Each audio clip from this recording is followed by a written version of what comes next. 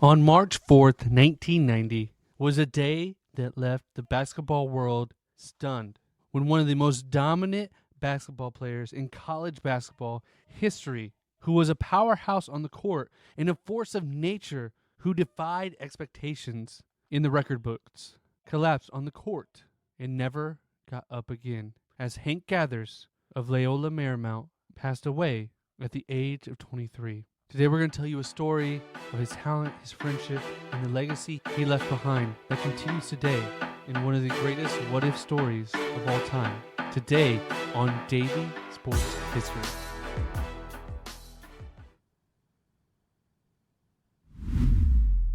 Welcome to Daily Sports History. I'm Ethan Reese, your guide, as you daily learn more about sports history, increasing your sports knowledge. And the trivia question to listen out for today is, who is the only head coach to win a WNBA and NBA championship? Listen throughout the episode, hear the answer, and if you miss it, I will give it to you at the very end. He was born Eric Wilson Gathers Jr., but better known as Hank, and he grew up in the projects of Philly. And to stay out of trouble, he played basketball, growing up with his longtime friend Bo Kimble, who took Philadelphia's basketball scene by storm, playing at Dobbins Technical High School. They made it to the Philadelphia Public League Championships in back-to-back years, but finally winning their senior year. And they were highly recruited throughout the country, both Hank and his friend Bo, and they both decided to go to Southern California to play for Stan Morrison. However, despite showing flashes as a freshman, he struggled to find his footing. And after his first season, his coach was let go, and he decided to look somewhere else to go. And he didn't have to look very far, as across the city at Loyola Marymount, which is also in Los Angeles, he joined a former NBA champion in Paul Westhead, who won an NBA championship with Magic Johnson and Kareem Abdul-Jabbar. Despite winning a championship, he was quickly let go by the LA Lakers and had bounced around multiple places and ended up at Loyola Marymount, where he had found a new kind of offense. And he became known as the guru of go, meaning they would go fast and go hard and constantly be running on fast breaks. And this was exciting as he pitched this to Bo and Hank, telling them they would each score over 20 points a game, as the team would score well over 100 points every game, which is unusual in college basketball, especially at the time. And it took a while for Hank to really get his footing with Loyola, getting in shape, but he was standing at 6'7" and 210 pounds, which is on the shorter side for a center power forward type position, but he was all muscle, and he could outrun anyone in the gym, which led him to score and rebound like crazy. And in the 19th season, he became the first player in Division I history to lead the nation in both scoring and rebounding, averaging 32.7 points a game, making him one of the most dominant players on the court. And his buddy Bo Kimble averaged over 16 points that year as well. And the team averaged over 100 points a game, being the number one scoring team in the nation. But sadly, they lost in the first round of the NCAA Tournament, as they were a 12 seed versus number 5 Arkansas. And Hank was getting looked at by the NBA. There was conversations that he could potentially just go in the first round that year. But he wanted to come back and see what he could really do with this team with another year and a chance to do something in the NCAA tournament. But the problem was the 1989 season started out rough, as on December 9th, 1989, Hank was still dominating on the court like he did the year before. But in a game versus UC Santa Barbara, Gathers fainted on the court. The fans and the crowd that had all been cheering grew silent as they just watched one of the most dominant players in the nation fall down. Now they took him to the hospital and they found out that he had a condition called hyperthyroidic cardiomyopathy, a disease where the heart muscle becomes abnormally thick and it leads to irregular heartbeat, making it harder for the heart to pump blood effectively. And the condition is often a silent killer. And many athletes can perform at high levels even though they're at risk. For Hank, this was just a warning sign of things that might come. Despite this scare, he was determined to make it back to the court. He didn't want to let his diagnosis and this medical condition he's had his entire life that hasn't affected him until this point change who he was. He was later given some beta blockers to help manage his heartbeat and help his condition. But the problem was this made him tired and zapped him of all his energy. He was an explosive, high-flying, dunking athlete, and that's what made him so great, was his energy and his stamina. And it took out what made him amazing. So, against the advice of all his doctors, he started to experiment with his doses of his beta blockers and take half. This allowed him to be a little slower, but still make it through his season. And he became that dominant player he was throughout the rest of the season. And this led to one of Loyola Marymount's best seasons. They finished 26-6, reaching number 21 in the AP rankings, and only lost one game in their conference. And they were heading into their conference tournament to see who would get the automatic bid to make it to NCAA Tournament, where in the semifinals they faced off against Portland. It was a highly anticipated game, as whoever won this would go to the finals to get that coveted automatic bid into the NCAA Tournament.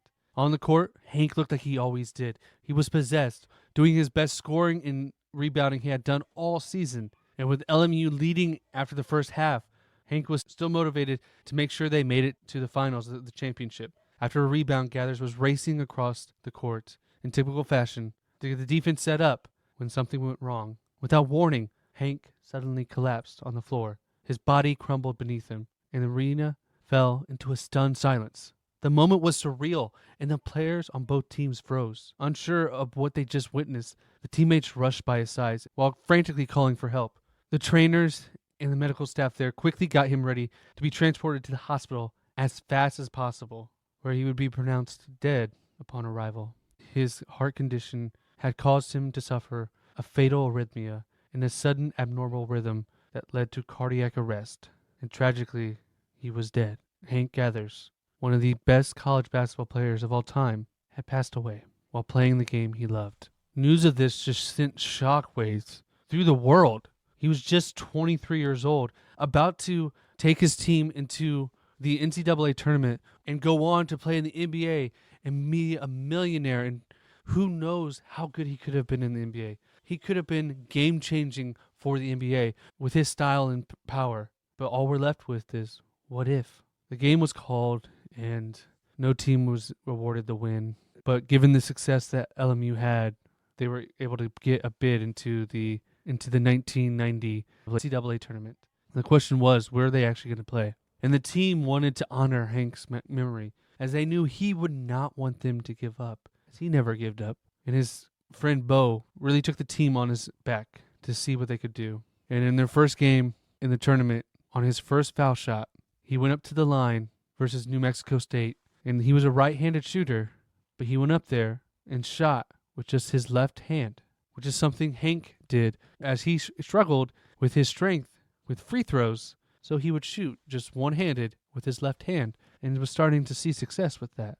And this was a nod to Hank, who was not only his teammate, but was like a brother to him, as they'd have been together growing up since back in Philly. They would go on to win this game and then beat Michigan in the second round, making it to the Sweet 16. And they would beat Alabama in a close matchup, scoring only 62 points, which was the lowest they had scored by over 30 points that season. The lowest previously was 90, but they were able to eke it out and make it to the Elite Eight, which is as far as Loyola Marymount had ever gotten in the NCAA tournament. But sadly, they would lose to the eventual champs, UNLV, but it was a run that will be remembered forever by Loyola Marymount.